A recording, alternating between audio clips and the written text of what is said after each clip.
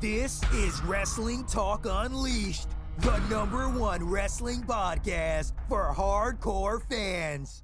We debate everything wrestling from WWE to TNA, Ring of Honor, and New Japan. Now, let's get into today's show with your host, Nathan Weller.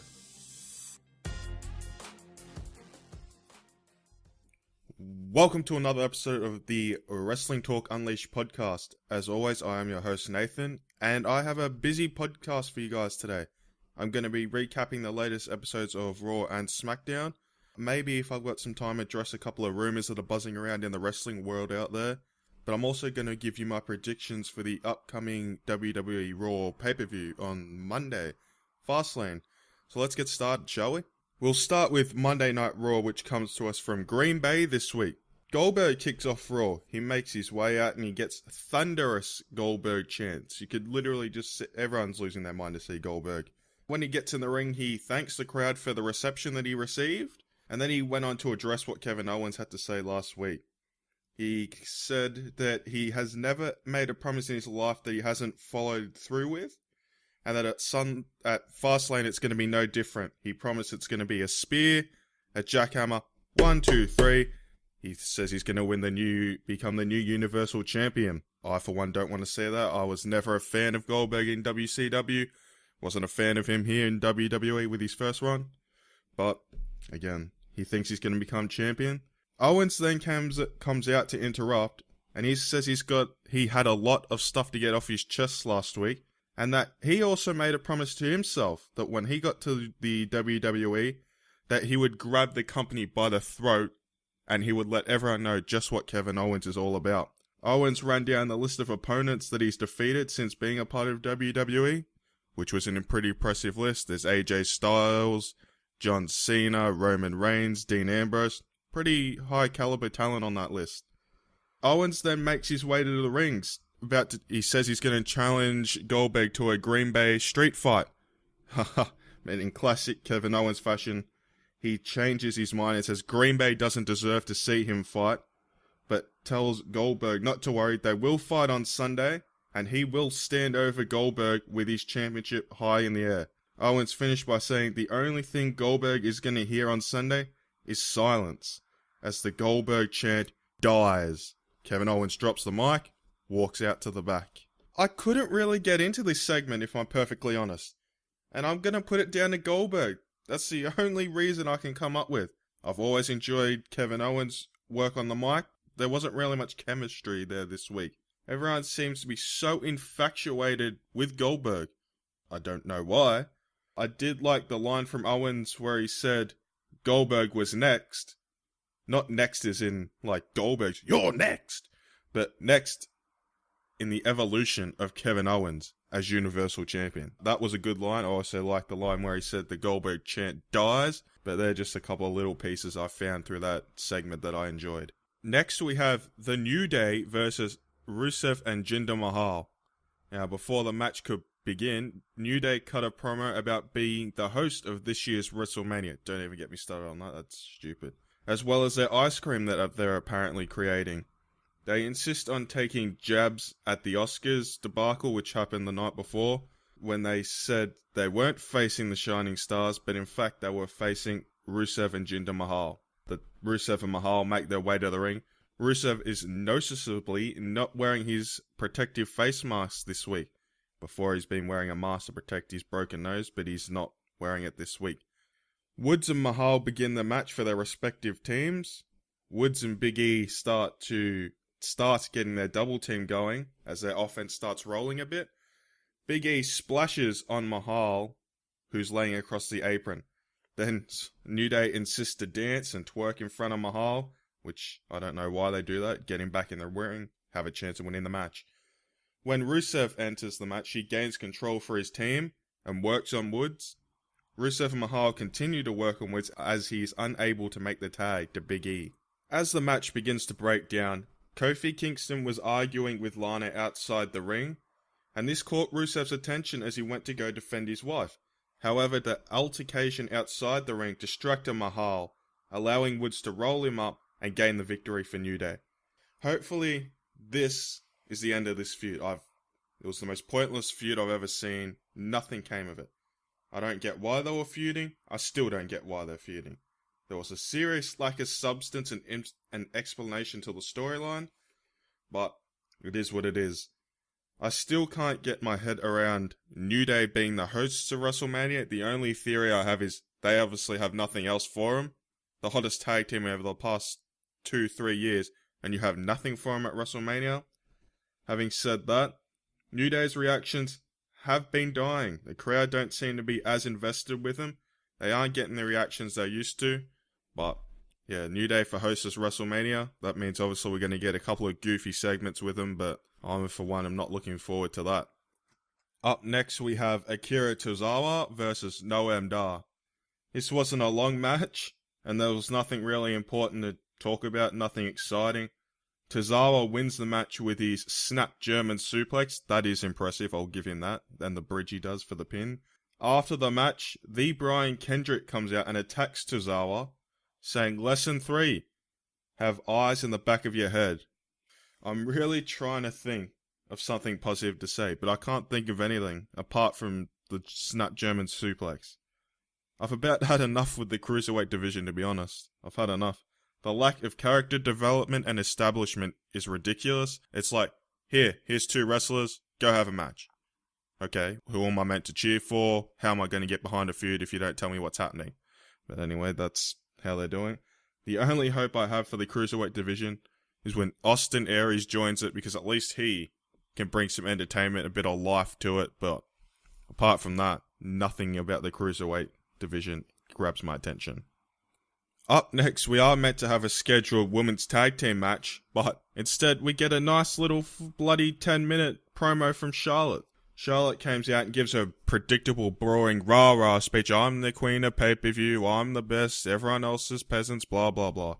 Bayley then interrupts, which just makes this segment even worse. She claims that she's not a one-hit wonder and she's going to be champion for a long time. God, I hope that doesn't happen. Sasha Banks then comes out and says Charlotte has daddy issues she needs to get over, and Bayley is everything Charlotte wished she was. Charlotte says, "We do have our tag team match, but it's not with my protege Dana Brooke as my partner. My partner is this woman." We look up, and of course it's Nia Jax. Way to make me want to change the channel, WWE. Way to make me want to change the channel! If anything, this just solidifies that we are getting the fatal 4-way between these 4 for the women's title at WrestleMania. And to put it bluntly, that match is just going to be trash. That's what it is. Any match with Nia Jax is trash. She's a big, fat, immovable object. She's immobile, and her finisher is a leg drop. Anyway, so it looks like we are going to have the tag team match with Charlotte and Nia Jax versus Bayley and Sasha Banks. So it's Sasha Banks and Nia Jax starting off the match here, but it isn't long before Jax starts to dominate Sasha. Bayley looks to hit a drop kick on Nia Jax, and then tags in Sasha. I don't know what happened there. It was a bit confusing between the two. The duo try to double team Nia, but obviously they're unsuccessful as she takes them both out. Some more back and forth here between the two teams before Sasha goes to dive off the second rope, but Nia catches her and slams her on top of Bayley. Yeah, slams her on top of Bayley. Then Nia hits her with Bayley with the leg drop for the pinfall. So really great match there. All 4 women put on a good show. As you can tell, I'm being sarcastic. That match was complete shit and failed to grab my attention. I don't know how they're going to try and do this at WrestleMania. Obviously, you've got your 2 heels and your 2 faces there, but you've got Sasha, she's okay in the ring. Charlotte, she's okay in the ring. Bayley, I can't stand in the ring. And Nia Jax is even worse. And all 4 of them can't really cut a promo. The only 2 that are half decent are Charlotte and Sasha, but you can't carry the other 2. So I don't know how this build-up's going to go. I don't know how they're going to make it interesting and draw viewers in, but let's see what they do. Next, we've got Big Cass versus Luke Gallows, so this is going to be an absolute barn burner of a match. Once again, Enzo gets a flat reaction for his pre-match promo. This is getting absolutely ridiculous. Either turn him heel, or give him some new material, because what they're doing is boring everyone. It's the same crap. My name is Enzo. We know your name. You tell us every week. Anyway, to the match. There was back and forth between these two big men before Cass starts unloading on Gallows in the corner. Cass goes for a choke slam, but Gallows kicks him and gets out of it. Cass hits a fall-away slam, but can't put Gallows away. But Cass did look to have the match won after a sidewalk slam and the Empire elbow. But he is distracted by an altercation by Anderson and Enzo outside the ring. Enzo sends Anderson into the steel steps. And as Cass turns around, he hits Gallows with a big boot for the win. That's what wins a match on Monday Night Raw. A big boot. Like we've seen people kick out of AAs, pop-up bell bombs, Styles clashes. But a big boot gets the win. Wow. It is interesting that that's the second match in a row where the champion has eaten the loss here. Even funnier, it's the second match in a row that was complete garbage.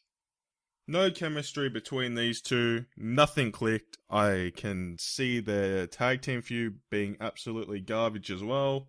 It's as simple as that. But if someone would knock out Enzo Amore or really hurt him to take him off television, that would be greatly appreciated. Not a fan of his, not a fan of his trash talking, especially when you lose every week. You can't trash talk if you lose. But yeah, not a great match. Up next we have Sheamus versus Titus O'Neil. And this is where I changed the channel. No, not really. But seriously, come on! Who wants to see this garbage match? This is why the match happened. Because Titus O'Neil wanted to be Sheamus' new tag team partner. Sheamus said no, and he pushed him into some cake. That's why we're having this match. All that happened was Sheamus won the match via a bro kick in 29 seconds. What a waste of television time. This show has officially gone off the tracks, and I don't see any salvaging it from here. Now it's time for the Seth Rollins sit-down interview, and the interview will be conducted by Corey Graves. Graves welcomes out Rollins to the ring as he makes his way to the ring. He's wearing a knee brace and being supported by a crutch. He gets in the ring. Graves cuts right to the chase and asks Rollins how his knee's going. Rollins said the MCL tear was worse than first anticipated, and he says it sucks, and that he suggests that he deserves this. Rollins said he told the world that he didn't sell out, he bought in, but he should have known better. He let his ego get in the way. Rollins wanted to change and become something better, but along the way, he lost sight of that. So he feels like this is his fault. When Graves asked Rollins if he's going to compete at WrestleMania this year, Rollins took a big, deep breath and said, "It doesn't look like the doctors are going to clear me in time." That's a shame for this kid. He's worked so hard, and now it's going to be the second year in a row he misses WrestleMania. When Triple H's music hits, and he makes his way to the ring laughing and grinning, and out of nowhere, Samoa Joe pops up on the other side of the ring. Anyway, Triple H mocks Rollins, stating that he's only just realized that he deserves this. He went on to say that he chewed up Rollins and spat him out. So what? Before Triple H leaves, he warns Rollins not to show up at WrestleMania, or it will be the last thing he does in a WWE ring. Rollins then stands up, shouts out Triple H, and she shouts at Triple H, which forces him to turn around. Rollins says, "I will be at WrestleMania, and if it's the last thing I ever do, then I swear to you, it will be the last thing you do." Good to see a bit of passion shown from Rollins. During this interview, he looked depressed, sad. Good to see a bit of fire there. We finally got something worth watching. It wasn't the greatest segment, but it was worth watching. Triple H coming down to rub it into Rollins was good. Rollins vowed to be at WrestleMania. Now, I don't know what shape he's going to be in, or if he shows up, but he says he's going to be there. The only thing that really annoyed me during this segment was the CM Punk chants during the promo. Unnecessary. Just really unnecessary. People need to realize that he's not coming back. That's it. He's never coming back to WWE. So stop with your chants. But apart from that, a decent segment. Up next we have the Shining Stars versus the Big Show. This match was what you'd expect it to be. before the match began, the Shining Stars offered Big Show one of their brochures, but he wasn't interested. The tag team tried to double team the Big Show. They got him down to one knee, but he doesn't stay down there for very long. He knockout punches both of them and follows it up with a choke slam on Epico for the win. Good match to have on Monday Night Raw. I don't know what they're going with this, but as soon as I heard this match was taking place, I knew it wasn't going to last long. And I was right. It lasted 1 minute 52 seconds. It appears they're trying to build up something big for Big Show at WrestleMania. I know he's meant to face Shaq, but I wouldn't be surprised if his plans change. Now, there is a rumor that his contract doesn't expire till February of 2018. Most people thought this year's WrestleMania was going to be his last match, but there's a little rumor he's got one more year until February 18, 2018. So, who knows what they're planning for Big Show there, but this match was completely unnecessary, unimpressive, and if you haven't watched Raw and you record it, just fast forward it. It's 1 minute 52. You won't miss anything. Up next, we have Jack Gallagher and TJ Perkins versus Neville and Tony Nese. As soon as the match begins, Neville jumps Gallagher, sending him out of the ring. This infuriates Perkins, who begins to unload on Neville as he hits a wheelbarrow bulldog. However, Perkins accidentally knocks Gallagher off the ring apron. The heel tag team looks to take control of the match, but Perkins hit Nese with a detonation kick. Still a dumb name for that move. And Gallagher follows it up by locking in the crucifix armbar, forcing Nese to tap out. And that's it, that's the end of the match. This match seemed to be really rushed, because the match was really short, and in fact, it only lasted 4 seconds longer than the Big Show match, lasting 1 minute 56 seconds. But, yeah, what can I say? That's the Cruiserweights. They're treating them as jokes. Seems like they're the new Divas. The Divas matches are now 20 minutes. The Cruiserweights is 3. I guess during the Cruiserweights, you can take your piss break. But, all I'll say is, Neville can't lose the championship until Austin Aries joins the division. There's just no other serious competition here.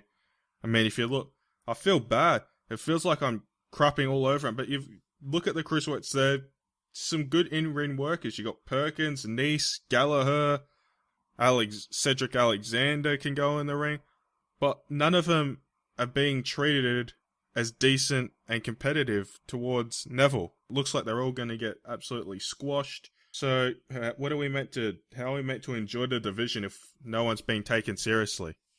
Our final match of the night is Cesaro versus Samoa Joe. Now, this match was centered around Cesaro's knee, because apparently he tweaked it early on in the match when he came off the ring apron. Cesaro attempted to battle back with some forearms and lifted Joe into a forward slam. Cesaro then hit a double knee for a 2 count, and then went to follow it up with a Gotch neutralizer, but Joe countered with a big back body drop. Joe then hit Cesaro with a Uranagi suplex for the win. I had high hopes for this match, I really did, because both men can go in the ring, but I have to say I was disappointed.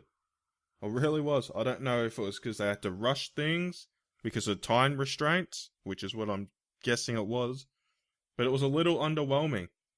I do like that they're keeping Joe a destroyer. They're making him look strong. They're keeping him the major storylines with Triple H and maybe Kevin Owens, if that rumor is true.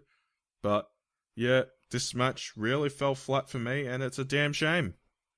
Now for the last segment of Monday Night Raw, the pointless contract signing for the Roman Reigns Braun Strowman match at Fastlane. Mick Foley's out in the ring, I guess, to mediate the contract signing. Strowman comes out and he tries to talk down to Foley, but for the first time in a long time, Mick Foley stands up for himself and saying, "Respect me as a legend," which is true. People should be respecting him as a legend, even though his run as GM hasn't been great. Reigns comes out and the two start brawling. Reigns comes off the steps with a Superman punch and then spears Strowman through the barricade when an unsuspecting security guard took a bump. I found that pretty funny. That security guard ate shit. As Strowman got in the ring, Roman Reigns hit another Superman punch, and it dropped Strowman down to his knees. Reigns went for a spear, however Strowman caught him and threw him into the turnbuckle with such force the top rope snapped and broke. As Strowman walks up the ramp to head to the back, the last thing we see is Roman Reigns crawling and then signs the contract to end Raw. Again, why do we need this contract signing? It's not for a title. But I didn't even see Braun sign it. I saw Roman sign it. So if someone saw Braun sign it, please let me know. But yeah, a crappy ending to end a crappy Raw. The only thing that was half decent was the Triple H Seth Rollins segment. But apart from that, not a great Raw. Over to Smackdown now, and our first segment is Miz TV. The Miz introduced his guest, John Cena. Before Cena can even say a word, the Miz tells the production truck to shut off Cena's microphone as he's got 10 years of frustration he wants to get off his chest. He claims that Cena's word is gospel backstage and that he can manipulate anyone in his way. Miz went on to say his legacy was cemented at WrestleMania 27 when he beat John Cena in the main event, only for Cena to manipulate things 2 weeks later, and that made that moment for The Miz mean nothing. He continued to say that Cena is jealous of him, and called Cena a hypocrite, bringing up his rivalry with The Rock as an example, and the crowd starts chanting, "You sold out! You sold out!" to Cena. Miz claimed that he is the one that makes SmackDown the must-see show. What makes him angry the most is when Cena came back and was gifted a championship match. Cena manipulated himself into the history books, but there is only one greatest of all time. Woo! Finally, Cena is allowed to talk. Cena says Miz has just said the same thing everyone has been telling him for the past 10 years. That Cena can't wrestle. That Cena can't act. That he manipulates everything and takes everyone's opportunities. He went on to say, if he had all that power, he wouldn't be facing The Miz at WrestleMania. He would be facing The Undertaker. The crowd pops into a massive yes chant. Obviously, the people wanted to see that match. Cena obviously wanted it as well. But Cena continues. He said, people blame him because it's the easy option. And that Miz doesn't even know who he is. That he bootlegged The Rock's charisma, he stole Chris Jericho's personality, Ric Flair's figure 4 leg lock, and Daniel Bryan's moves. Miz is nothing but a joke, stealing shell of a WWE superstar. Cena finished by saying, you aren't The Undertaker, but if you press me again, you're a dead man. Favourite line during the segment, I love that. Before Cena went to leave the ring, Maurice slapped him, and Cena started laughing and said, you just made the biggest mistake of your life. As Nikki Bella came running down the ramp and Cena and Nikki chased the duo, Miz and Maurice, off over the barricade. In a controversial opinion, if I say so, I really enjoyed this segment. It actually seems there's genuine tension between Miz and Cena here. It's got me buying into the feud, which is something I didn't think would happen. Both men were great on the mic. If there was one thing I could change about this feud that's going to be happening, I'd take the women out of the feud. Nothing against them at all. Nothing against them. I just don't think they need to be involved or they're going to contribute much.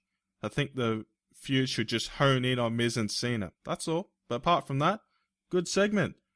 On to our first match of the night. We have a 2 out of 3 falls match. Becky Lynch versus Mickie James. I can't really comment on this match because I didn't see too much of it. However, from what I've heard, it was a pretty decent match.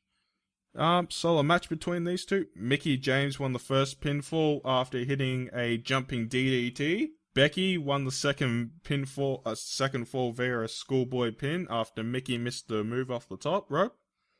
And during the third fall, Alexa Bliss came down to ringside to distract the referee. But of course that didn't work out to plan as Mickie went to blindside Lynch, but she accidentally knocked Alexa off the apron. Becky then locked in the disarm bar, forcing Mickie to tap out and win the match. My thoughts, As I said, I can't really comment on the match because I didn't see much of it. But from what I did see and what I did read, it was a decent match. Our next match for Smackdown is Luke Harper versus AJ Styles.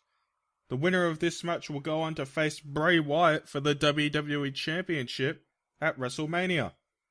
Harper seemed to have his way with Styles early on and just seemed to absolutely manhandle Styles before Styles turned the momentum around as he kicked out Harper's leg and nails a Pele kick from the floor. That was pretty impressive.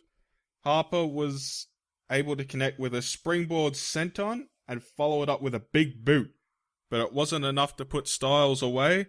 Harper then connected with a suicide dive to the outside as Styles answered back with a Hurricane Rana. Styles went for his patented strike combination, but was floored by Luke Harper, who nailed an absolutely impressive dragon suplex.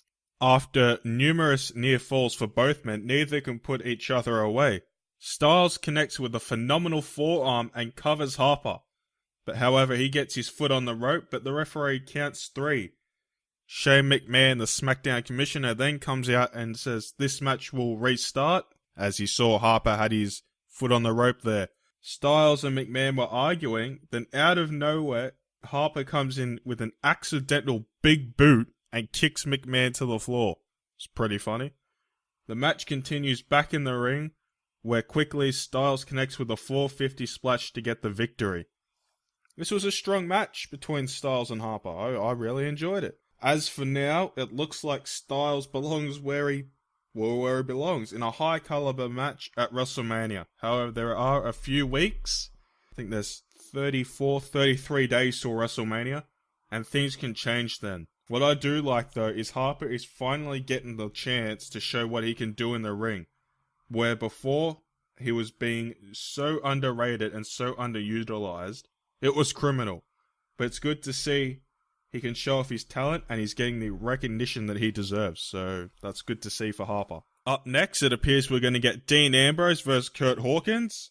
But before the bell can even ring, Ambrose flattens Hawkins with the dirty deeds. Ambrose then gets on the microphone and calls out Baron Corbin, saying that messing with him is a bad idea, and that if he wants to find out, come out here and fight him.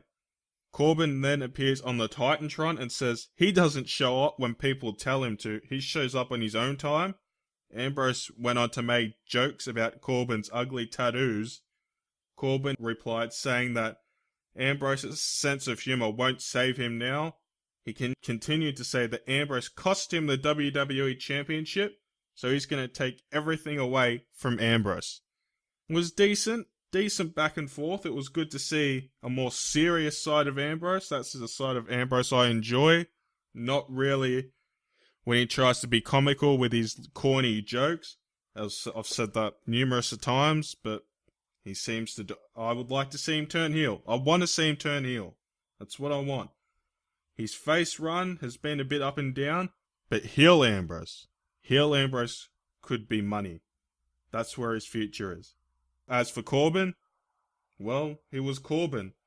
He delivered most of his lines in a bland, monotone tone, and he needs to improve on his promo work. That's all it is. He needs to improve on that if he wants to become a big player on SmackDown. His in-ring work is okay. It's nothing special. It's nothing great. It's okay, but yeah, he really needs to improve his promo for a big man. Our final match of SmackDown is a chairs match. Dolph Ziggler versus Apollo Crews. After months of Ziggler using chairs on Kalisto and himself, Cruz finally has a chance to give Ziggler a taste of his own medicine. Cruz wasted no time attacking Ziggler during the show-off's entrance. During the match, Cruz outclassed Ziggler for the majority of it. He used his speed and agility to keep the former world champion on the back foot, but it was Ziggler defeating Cruz, the show-off driving the edge of a chair into Cruz's throat, then followed it up by slamming his midsection on the chair for the win. Not a great match there. Literally, I think it was 5-6 minutes. Hopefully this means the end of their feud now. It's been a very lackluster and boring feud, and I hate to say it, so has Ziggler's heel run. It's been a flop. I think they pulled the trigger on it way too late and missed the ball. Hopefully he can turn it around and get the fans back on his side. As for Cruz, I'm not a fan of his. I think he would benefit for going back down to NXT for further character development. I think they rushed him, bringing him to the main roster, and he's just not working or connecting with the fans. So maybe another run at NXT for Apollo Crews. Up next, we have Bray Wyatt's promo. Wyatt makes his way to the ring without Randy Orton at his side. That's interesting. Wyatt proclaims it doesn't matter who faces him at WrestleMania because they are just mere mortals and they will be in the ring with a deity. All of a sudden, Randy Orton appears on the Titantron. Orton is at the Wyatt's compound and he says, "This is Wyatt's world, but it's not his, and it never was." He said he believed in if you can't beat him, join him. But he also believes when it's the right time, screw him. Orton says that Sister Abigail lays beneath where he stands. Orton asks Wyatt, "How long have the maggots been feasting on her flesh?" Orton declares that he's coming for Wyatt and he's coming for the WWE Championship at WrestleMania. And that he was going to burn Sister Abigail's spirit and Wyatt was going to hear her scream one more time. Orton then douses the Wyatt compound in gasoline as Wyatt begins to crumble in the ring. Orton makes his way outside the Wyatt's compound, strikes a match, and burns it. Orton poses in front of the burning building while Wyatt is inconsolable and devastated. He cowers to the barricade, rocking himself as Smackdown goes off the air. Interesting. Well, it was a different segment. It was good, different. We haven't seen something like that for a while. But now comes many questions. The biggest, who's fighting Wyatt for the title at WrestleMania? I'm guessing it's going to be Randy Orton versus AJ Styles next week or sometime soon at SmackDown, with the winner going on to face Wyatt at WrestleMania. This would lead to Wyatt and Orton and Stiles versus Shane McMahon. But it was a good segment, something different, and I'm looking to see how Wyatt retaliates from here. Onto my WWE Fastlane Predictions now, which is the pay-per-view that takes place this Monday. First match I've got here is Akira Tozawa and Rich Swann versus The Brian Kendrick and Noam Dar. This match is almost a certainty for a pre-show match. Well, I hope so, because I can only take one cruiserweight match on the main card. I'm sure this match will be fine. All four men will put in a good effort, but the match is pointless. Has no merit. How are we meant to get invested in this match if there's no storyline? I'm going to say Tozawa and Swann get the win here.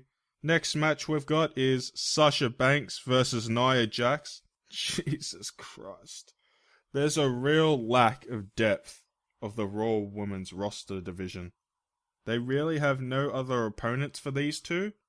What about Alicia Fox, Emma, Summer Rae, someone else? I know they're building towards the Fatal 4-Way match at WrestleMania, but come on. This is like the 8th time we've seen this match in the last couple of months. I have no idea who's going to win this match. I'll be perfectly honest, and I don't really care. I'll go with Sasha Banks, purely because she's looked weak against Nia. I don't think she's beaten her once since Nia's been on the main roster, so I'll go Sasha Banks getting the win here. Sami Zayn versus Samoa Joe is the next match on the card. Both are great. They're both amazing in-ring workers. And I see these two putting on a wrestling clinic, and I think it's going to steal the show. However, there's no way in hell Sami Zayn can win this match. Joe is positioned as one of the more dominant heels in the company currently, and he needs this win to solidify that spot. So there's no way that WWE are going to have him lose his first big pay-per-view match. Yeah, I do believe this match will steal the show though, so I'm looking forward to it. Samoa Joe getting the win here though.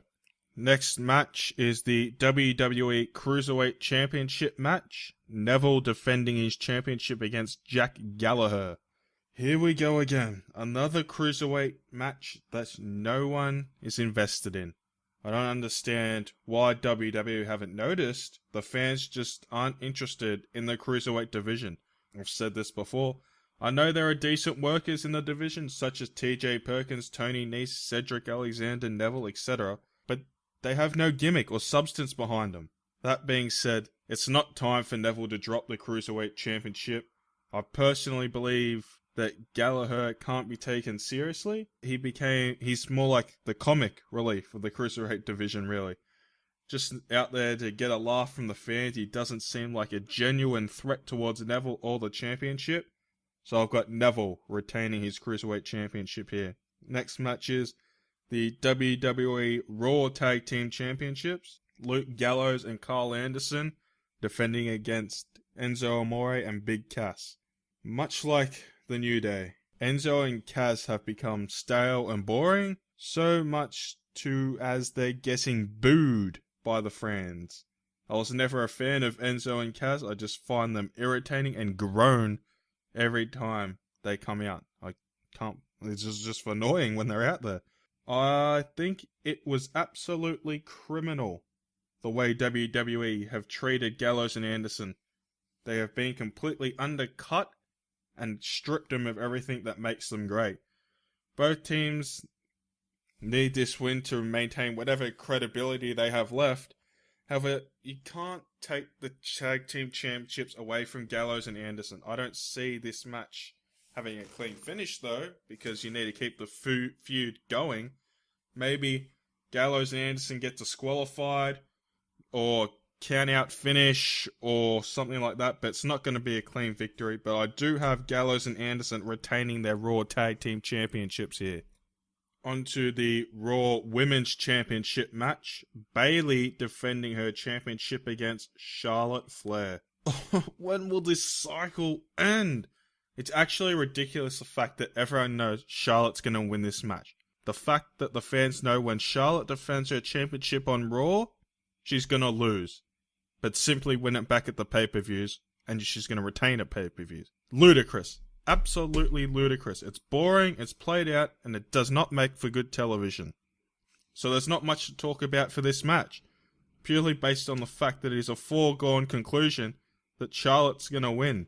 I will say, as much as I hate and can't stand Bayley, I would have thought they would have made a bigger deal out of her winning the championship, not give her a pointless 3-week title reign. It looks like the inevitable is coming, that we are getting this fatal 4-way for the Women's Championship at WrestleMania between Charlotte, Bayley, Sasha Banks, and Nia Jax, and that's just going to be god-awful. That is, seriously, nothing to look forward to.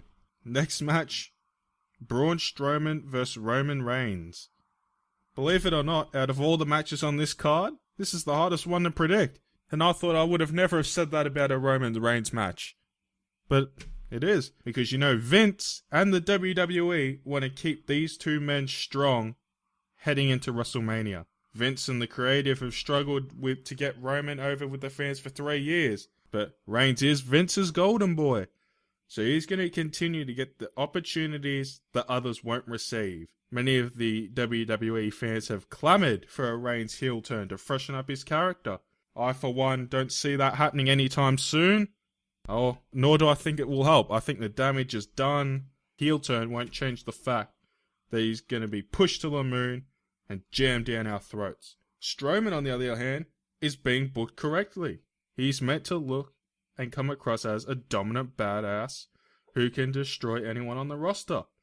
And that's how the fans see him. The fans see him as someone who can destroy anyone. I'm slowly becoming a fan of Strowman's, and that's something I didn't think would happen either. His promo work is still a bit rusty and off, but his in-ring work is good. His presence, the way he carries himself, couldn't convince me anymore that he can stop anyone.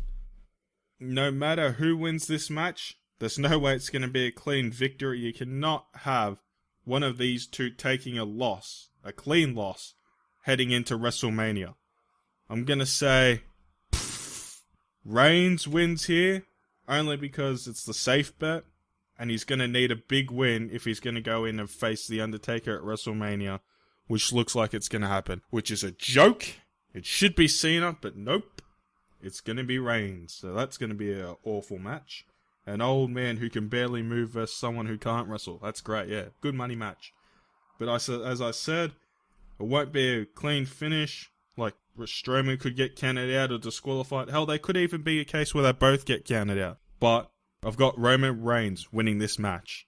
And now onto the match where you are all dreading.